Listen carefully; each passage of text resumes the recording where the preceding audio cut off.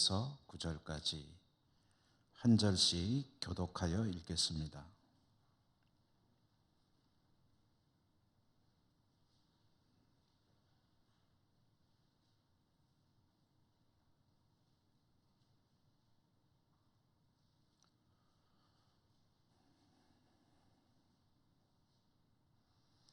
그때 마침 두어 사람이 와서 빌라도가 어떤 갈릴리 사람들의 피를 그들의 제물에 섞은 일로 예수께 아뢰니 대답하여 이르시되 너희는 이 갈릴리 사람들이 이같이 해받음으로 다른 모든 갈릴리 사람보다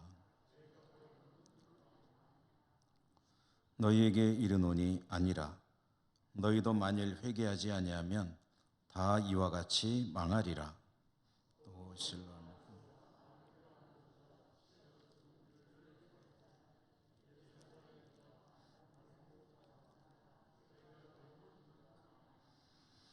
너희에게 이르노니 아니라 너희도 만일 회개하지 아니하면 다 이와 같이 망하리라.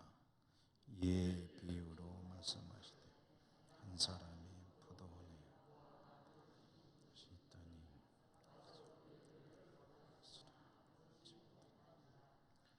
포도원 지기에게 이르되 내가 3년을 와서 이 무화과 나무에서 열매를 구하되 얻지 못하니 찍어버리라. 어찌 땅만 버리게 하겠느냐. 대답하여 이르되 주인이여 금년에도 그대로 두소서. 내가 두릅하고 걸음을 주이니 이후에 만일 열매가 열면 좋거니와 그렇지 않으면 찍어버리소서 하였다 하시니라. 아멘. 주님 은혜가 함께 하시기를 기원합니다. 수요 성경 읽기 신약 성경으로 들어와서 누가복음을 중심으로 복음서를 읽고 있고요. 오늘은 53번째, 쉬운 세 번째 누가복음 말씀 13장이 시작되는 말씀을 읽었습니다. 제목을 부화과 나무 비유라고 붙였는데요. 오늘 이 말씀의 상황을 또 한 번 짚어보면 예수님과 예수님을 따르는 제자들과 또 무리들이 많이 있죠. 이 사람들이 갈릴리를 떠나서 예루살렘으로 가고 있는 중이다. 그런데 많은 일들이 일어납니다. 이런 일들이 일어날 때마다 주님은 그것과 관련해서 때로는 제자들에게, 때로는 따르는 모든 군중들에게 말씀을 선포해 주십니다. 그리고 오늘 이야기, 오늘 이 말씀은 이동 중에 있는 주님이죠. 주님을 이제 어떤 사람이 찾아온 겁니다. 오늘 성경에 보면 두어 사람이라고 했으니까 뭐 한 두세 명 정도 사람들이 와가지고 주님에게 한 가지 소식을 전해 주었습니다. 그러면서 오늘 이 이야기가 시작이 됐습니다. 주님을 찾아와서 전해준 소식은 일종의 긴급 뉴스였습니다. 오늘 말씀 1절에 그 긴급 뉴스의 내용이 이렇게 나오고 있죠. 빌라도가 어떤 갈릴리 사람들의 피를 그들의 제물에 섞었다. 이게 뉴스의 내용입니다. 빌라도가 어떤 갈릴리 사람들의 피를 그들의 제물에 섞었다. 이게 무슨 소리일까? 무슨 일이 벌어진 것일까 하는 조금 해석이 필요하겠습니다. 우선 빌라도라는 사람은 뭐 우리가 너무나 잘 아는 사람이죠. 유대 총독. 그러니까 유대 땅을 다스리라고 로마 정부가 파견한 사람. 유대 땅의 모든 권세를 손에 쥐고 있는 왕은 아니지만 왕과 같은 사람이라고 할 수 있겠죠. 그 빌라도가 예수님을 십자가에 죽이도록 이제 허락하는 그런 사람이죠. 그러니까 예수님이 십자가에 죽으실 때에 이 일에 깊이 관여한 사람, 유대 총독 빌라도. 그 빌라도가 어떤 갈릴리 사람들의 피를 그들의 제물에 섞었다라는 것은 무슨 얘기냐면 갈릴리 사람들은 이제 갈릴리에서 온 사람들이라는 뜻일 겁니다. 이 사람들이 어디로 왔느냐 하면은 성전에 온 겁니다. 제물을 가지고 왔으니까 제물 들고는 어디로 갑니까? 성전으로 가는 거죠. 왜요? 제사 지내러. 그런데 그렇게 예루살렘 성전으로 제사를 하나님께 드리기 위해서 제물을 가지고 온 갈릴리 사람들을 빌라도가 죽인 겁니다. 그래서 이 사람들이 흘린 피가 그들이 제물로 바치기 위해서 가져왔던 짐승들을 죽인 피와 섞어졌다. 이제 그런 얘기입니다. 그러니까 빌라도라고 하는 총독이 갈릴리에서 성전에 제사 드리러 온 이스라엘 백성들 몇 사람을 성전에서 죽여버리는 그런 잔혹한 짓을 저질렀다라는 긴급 뉴스를 예수님에게 어떤 사람들이 찾아와서 전해준 겁니다. 이 소식을 들으면은 어떤 반응을 하게 될까요?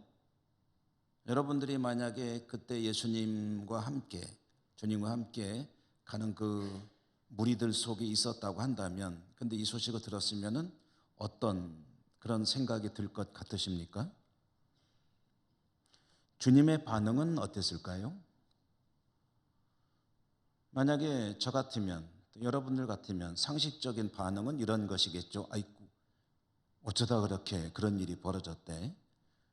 무슨 일이래? 이유가 뭐래? 왜 그랬대? 이런 질문 겸 탄식 겸 아이고 끔찍하네 라는 그런 반응을 보일 것 같은데, 근데 이제 여기서 우리는 주님은 뭐라고 반응을 하셨는가, 이 뉴스를 들으신 주님이 뭐라고 말씀하셨는가, 이제 이것을 이제 보도록 하죠. 오늘 그 주님의 반응, 주님의 대답이 2절에 나오는데요. 2절에 보면 대답하여 이르시되, 이제 주님이 대답하시는 거죠. 너희는 이 갈릴리 사람들이 이같이 해 받음으로 다른 모든 갈릴리 사람보다 죄가 더 있는 줄 아느냐 라고 말씀을 하셨습니다. 그러니까 주님의 이 말씀은 이런 내용이죠. 너희가 이 뉴스를 들었는데 이렇게 희생당한 갈릴리 사람들이 다른 사람들보다 죄가 많아서 이런 끔찍한 일을 당한 것일까? 그렇게 생각하니? 라고 거기에 모인 사람들에게 질문을 한 겁니다. 이것은 이 주님의 이 반응, 이 말씀은 어떻게 보면 굉장히 좀 엉뚱한, 분위기에 맞지 않는 그런 말씀이라고 할 수 있을 겁니다. 상식적인 발언이 아니라는 거죠. 지금 아주 몹시 가슴 아프고 충격적인 사건이 일어났고 그 뉴스를 접했습니다. 유대 총독이 성전에 하나님께 제사 드리러 온 자기 동족 백성들을 참혹하게 죽였다는 겁니다. 왜 그랬느냐 하는 것은 모르지만 이유와 여하튼 간에 어쩌다 그런 일이 벌어진 것일까? 너무나도 충격적이고 가슴 아프고 끔찍한 사건 아니겠습니까? 그러면은 우선 놀라고 탄식하고 슬퍼하고 그러면서 애도하는 분위기 속에서 이게 무슨 일이야? 라고 반응을 해야 될 것 같은데, 주님은 뭐라고 말씀하시냐면 그 사람들이 죄가 많아서, 다른 사람들보다 죄가 많아서 그렇게 죽었을까? 너희들은 어떻게 생각하니? 이런 식으로 질문을 하시는 겁니다.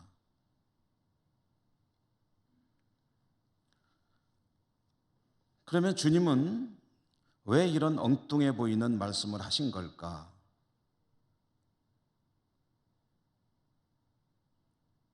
이어지는 말씀을 조금 더 읽어보고 그 주님의 뜻이 뭔지를 생각해 보도록 하겠습니다. 주님께서 이렇게 엉뚱한 말씀을 하신 후에 3절에 보면은 너희에게 이르노니 아니라라는 것은 그 사람들이 죄가 많아서 그런 게 아니라는 소리죠. 너희도 만일 회개하지 아니하면 다 이와 같이 망하리라 라는 말씀을 하셨습니다. 너희도 다 이와 같이 망하게 될 것이다, 회개하지 아니하면. 그러면서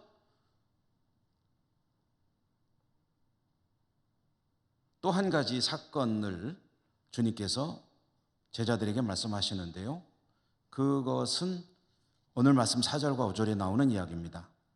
이것은 사실 어찌 보면 한술 더 뜨시는 거예요. 뭔가 좀 황당한데 지금 무슨 소리 하시는 거야? 무슨 말씀 하시는 거야? 왜 엉뚱한 소리야? 생각이 드는데 한 가지 더, 한 발자국 더 나가시는 거예요. 그러면서 하시는 말씀이 4절, 5절인데요.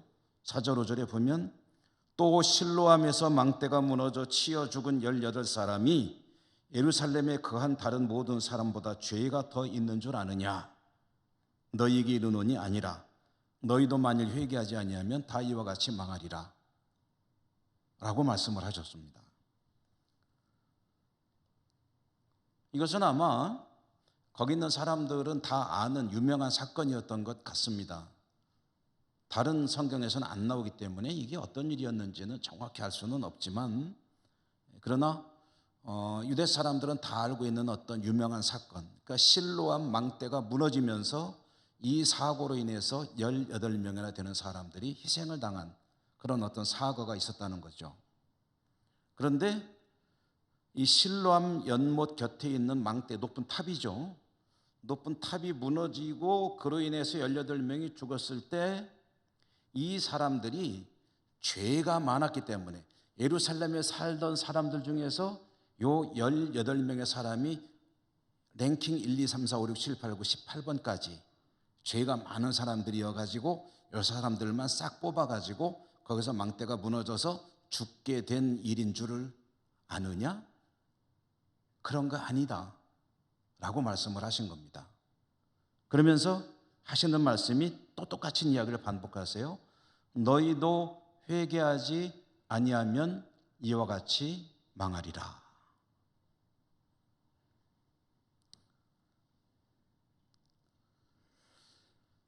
어쨌든 이 이야기는 좀 전에도 말씀드렸지만 그 당시의 상황과는 참 안 맞는 이야기를 주님이 하신 겁니다.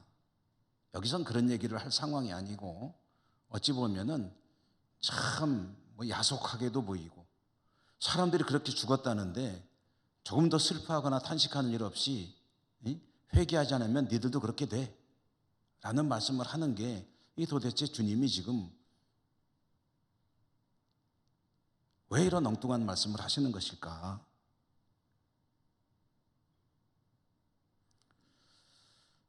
우선 이 말씀은요, 그 당시 상황에도 참 안 맞기도 하지만 그 뒤에 기록돼서 성경으로 수많은 사람들이 읽었는데 오해의 소지가 있는 말씀이기 때문에 여러분들에게도 오해하지 않도록 하기 위해서 제가 조금 더 말씀을 드리겠습니다. 주님께서 이 이야기를 듣고 회개하지 않으면 너희도 이렇게 망하리라, 또 옛날 사건까지 들춰내면서 너희도 회개하지 않으면 이와 같이 망하리라 라고 말씀하시는 그 의도, 그 얘기를 꺼내시는 주님의 뜻, 주님이 하시고 싶은 말씀의 요점, 그게 뭐냐? 그것은 우선 죽은 사람들이 회개하지 않았기 때문에 죽었다라는 이야기하는 게 아닙니다. 회개하지 않는 사람은 이렇게 다 사고가 나가지고 죽게 된다, 그런 얘기하는 게 아닙니다. 그렇게 오해하시면 안 됩니다. 성경의 뜻은 그런 이야기가 아니에요.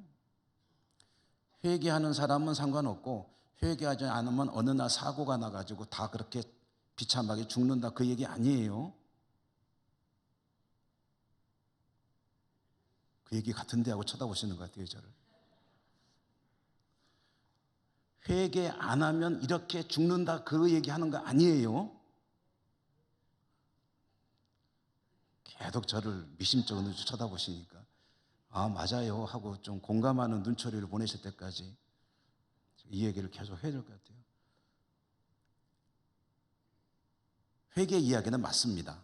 그런데 회개하지 않으면 그렇다라는 이야기도 아니고, 이 사람들이 죄가 많았기 때문에 그렇다는 얘기하는 것도 아니에요. 그럼 무슨 얘기하려고 이 얘기를 꺼내신 거냐 하면은, 사고로 죽는 사람들을 보니까 이게 얼마나 가슴 아프고 끔찍한 일이냐, 그 이야기를 하시는 거예요. 빌라도에게 제사 드리러 왔다가 칼 맞아 죽어가지고 자기가 제물로 잡으려고 했던 제물과 자기 피가 함께 섞여버리는 그런 끔찍한 일이 일어나지 않았느냐. 얼마나 끔찍한 일이냐. 보기만 해도 몸서리가 쳐지지 않느냐. 근데 옛날에 그런 일도 있지 않았느냐. 실로암 망대가 무너져, 우리식으로 말하면 성수대교가 무너져가지고 그런 사고 있었잖아. 얼마나 끔찍한 사고야. 그런데 이런 끔찍한 일이 앞으로 사고 난다는 얘기 아닙니다. 이런 끔찍한 두려운 일이 너희들에게 일어날 수 있다. 뭐 하면? 회개하지 아니하면. 회개하지 않느냐면 이와 같이 망하리라 라는 말씀을 하신 거예요. 더 이상은 설명 못 하겠습니다.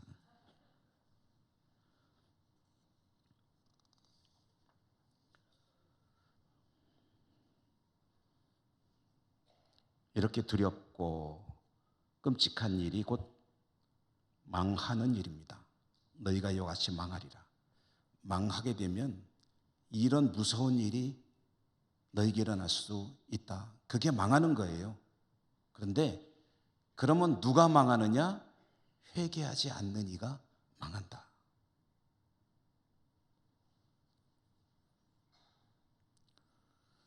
그러므로 이 이야기는 요점은 뭐냐면, 너희에게 끔찍한 어떤 종말이나 마지막 순간이나 아니면은 이어지는 우리의 그 다음 삶에서나 언제나 이런 두려운 일이 발생하지 않기를 원한다면 무엇을 해야 되느냐? 회개하라라는 말씀입니다. 그것이 이 이야기의 핵심입니다. 이런 무서운 일이 발생하지 아니하도록 회개하라. 회개하지 않으면 망할 것이다. 망하는 일은 참으로 끔찍한 일이다. 자, 그러므로 이 말씀은 자연스럽게 하나의 질문으로 이어지게 됩니다. 우리는 많이 들어본 이야기지만 그 당시에 주님에게 이 이야기를 듣던 사람들에게는 그럼 이제 질문이 하나가 이제 제기가 되게 되죠. 뭘까요? 그래요? 그러면 회개가 뭡니까? 라는 질문을 하게 되겠죠. 회개 안 하면 이렇게 끔찍하다라고 했는데, 그러면 끔찍한 일을 당하는, 망하지 않기 위해서는 그러면 회개를 하라고요? 그럼 회개는 뭡니까? 어떻게 하면 회개하는 겁니까? 라고 질문을 할 수밖에 없겠죠. 그 질문이 오늘 말씀 속에 들어있는 겁니다. 그러므로 그런 질문을 들으시는 주님, 예상해서 들으시는 거죠. 들으시는 주님이 회개란 이런 것이다 라고 들려주시는 이야기가 그 뒤에 나오는 이야기, 무화과 나무 이야기입니다.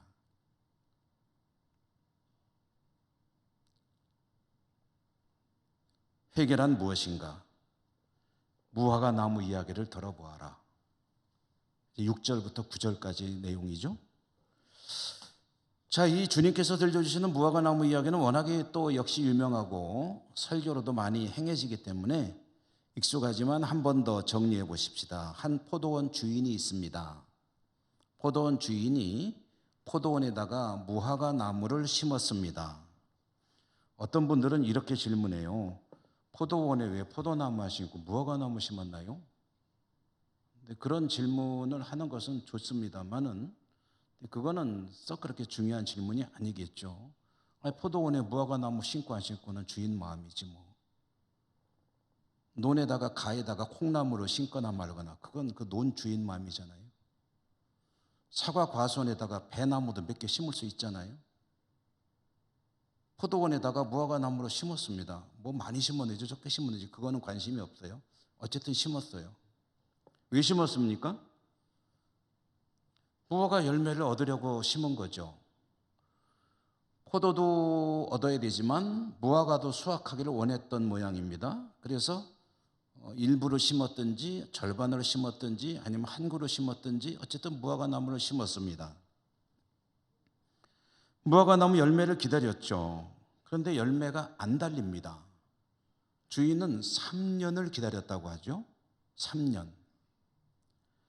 그래도 열매가 달리지 않으니까 포도원 지기, 포도원 관리인에게 이 나무 찍어버려야 되겠다. 내가 3년이나 기다렸어도 열매가 열리지 않는 걸 보면 땅이 아깝다. 땅만 허비하는 것 같으니까 나무 찍어버리자. 라고 이야기를 했습니다. 여러분, 주인이 3년을 기다렸다는 얘기는 항상 성경에서 3자가 나오면은 의미를 조금 더 생각해 보자고 말씀드리죠. 3이라는 것은 채운다는 뜻이고, 그러므로 3년으로 정확히 숫자 3년을 기다렸다는 의미일 수도 있지만, 그러나 또 다른 의미로 이해해 보면 주인은 기다릴 만큼 기다렸다. 많이 기다렸다. 한참 기다렸다. 그런데 아무리 기다려도 열매가 열리질 않는다. 그러니 이 나무는 땅만 허비하고 있는 나무이니 뽑아버려야 되겠다. 라고 말하는 것은 주인으로서는 어쩌면 당연한 얘기겠죠. 포도원 관리자가 주인에게 간청을 합니다. 주인이여, 금년에도 그대로 좀 두시지요. 주인님, 내가 최선을 다하겠습니다. 두릅하고 거름도 주고 잘 가꾸어서, 그래서 이제 다음에 열매가 열리면 좋고 안 열리면 그때 가서 어떻게 하시지요? 라고 말을 하는 것입니다. 자, 여러분, 이 이야기가 주님께서 앞에 나오는 이야기를 하시고 그 이야기를 듣고 궁금해서 회개란 무엇입니까? 라고 질문할 사람들에게 주시는 대답이라고 말씀드렸죠. 이게 회개란 무엇인가에 대한 대답입니다. 그러면 회개란 무엇입니까? 회개는 주인의 기대에 합당한 열매를 맺는 것입니다. 라고 이 이야기를 통해서 정리해 볼 수가 있겠죠. 나무가 심겨졌으면 그 나무에 대한 기대가 있고 그것은 합당한 열매를 맺는 것이고 때가 되면 열매가 열려야 되는데 열매가 열리지 않고 땅만 허비하는 나무로 남아있으면 그러면 그것은 쓸데없으니 찍어버리겠다. 따라서 회개란 무엇이냐? 때가 되면 열매를 맺는 것, 합당한 열매를 맺는 것, 그게 회개다. 라고 주님이 이 이야기를 통해서 이야기해 주시는 거죠. 오랫동안 기다렸습니다, 주인이. 열매가 없다면 진작 찍어낼 수도 있었습니다. 진작 망할 수 있었죠. 그런데 안 망했습니다. 왜 안 망했느냐? 주인이 기다릴 만큼 기다려 주었습니다. 여러분, 부모로서 자녀들을 키우다 보면 마음에 안 드는 거 있지만 어떻게 하십니까?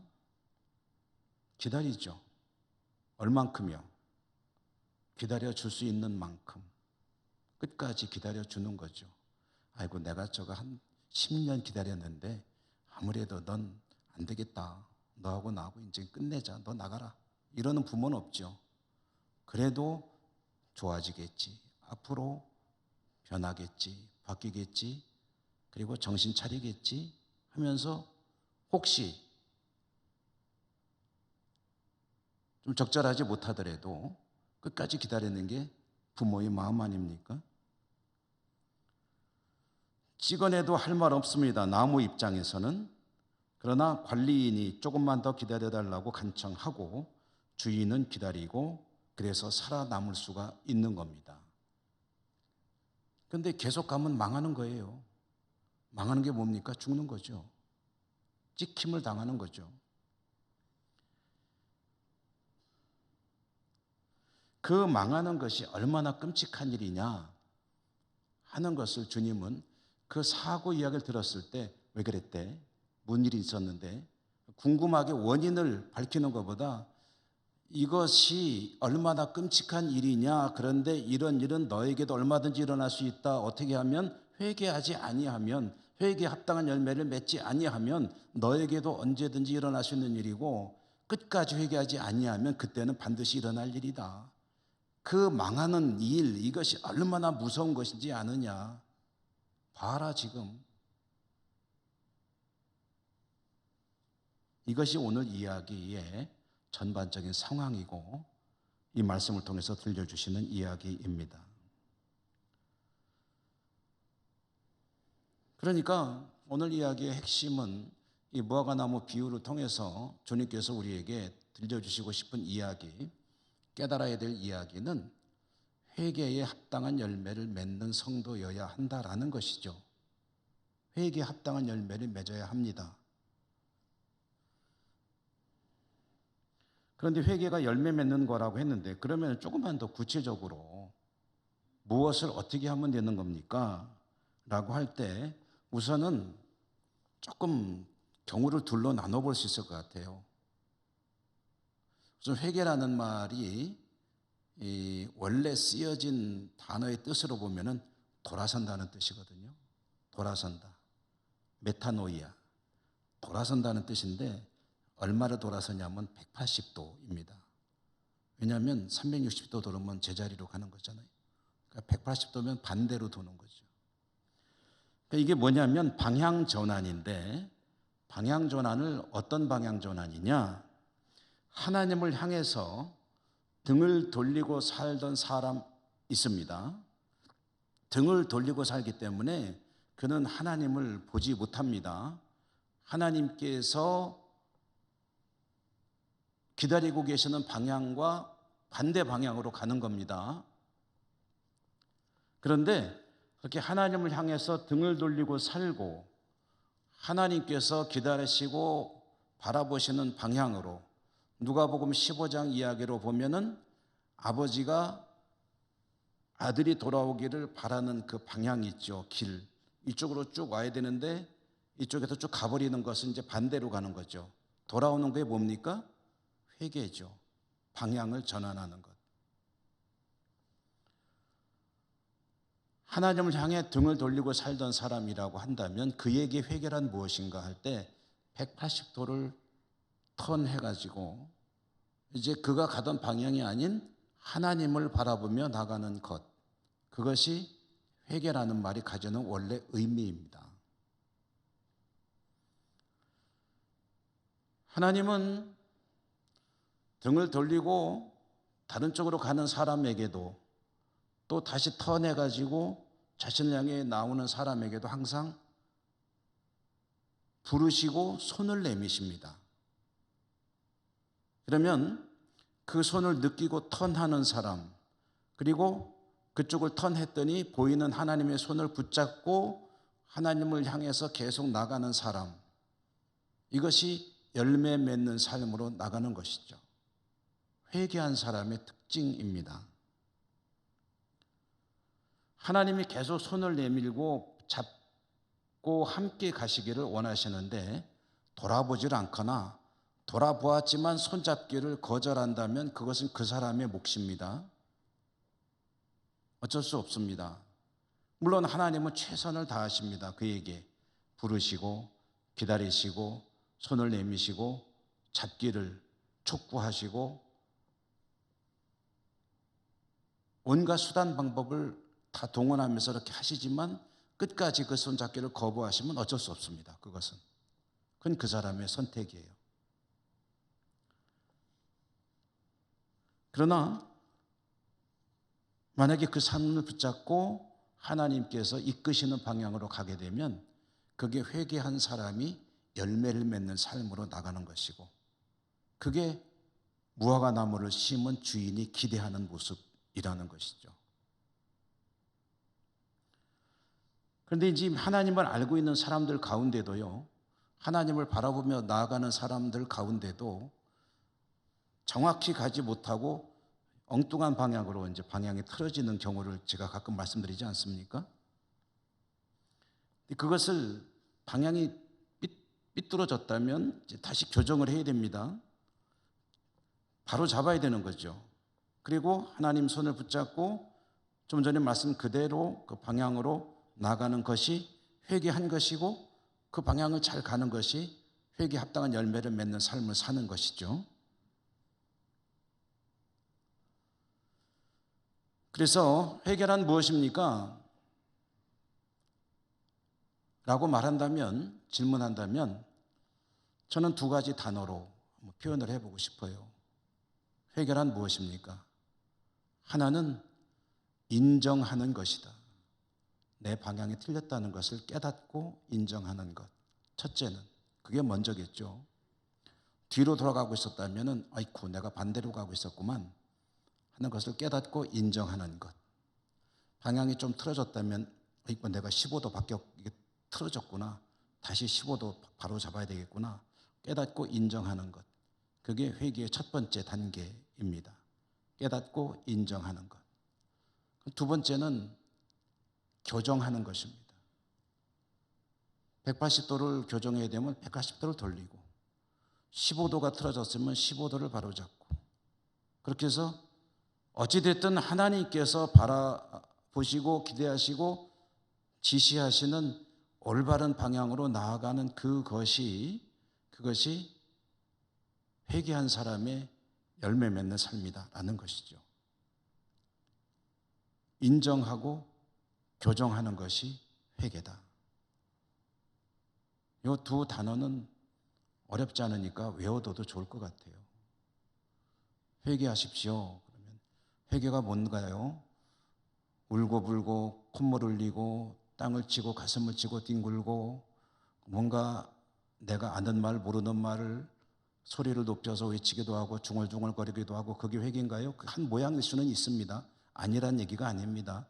회개하는 한 모습일 수는 있습니다. 그러나 회개의 본질을 말하는 겁니다. 회개란 무엇인가? 내가 틀렸다는 것을 인정하고 맞는 쪽으로 교정하는 것. 그게 회개입니다. 오늘 이 말씀을 듣는 우리들은 어떤 걸까요?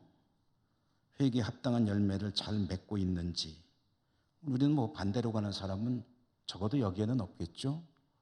그렇지만 방향이 정확하게 하나님과 함께 손잡고 하나님께서 기다리고 계시고 지시하고 계시고 이끌어 가시는 그 방향으로 잘 가고 있느냐. 이것은 조금 생각해 봐야 될 문제죠. 혹여 내가 생각해도 나는 좀 뭔가 좀 약간 뒤틀린 것 같아 라고 생각이 된다면 뒤틀렸음을 인정해야 됩니다. 그래도 나 정도면 돼. 그러면 이제 곤란해집니다. 내가 지금 방향이 좀 틀렸어. 이건 아니야. 주님의 백성으로 주님의 제자로서 이건 아니야 라고 생각이 된다면 방향을 잘 맞춰야죠. 인정하고 교정하는 겁니다. 그때 하나님께서 말씀하시기를 회개에 합당한 열매를 맺고 있구나. 여러 가지 표현을 쓸 수 있죠. 성령 열매를 맺는다고 해도 되고요. 그리고 성령 충만한 삶이라고 해도 되고요. 또 주님과 동행하는 삶이라고 해도 되고요. 제자의 길을 잘 걷고 있다고 해도 되고요. 여러 가지 표현인데 내용은 같은 겁니다. 하나님이 기뻐하시고 하나님이 영광을 받으시는 삶의 길을 잘 가고 있는 것. 주님은 이런 사건, 사고가 끔찍한 사건이 벌어졌을 때 그것이 아무런 문제가 아니다 이런 거 아니에요.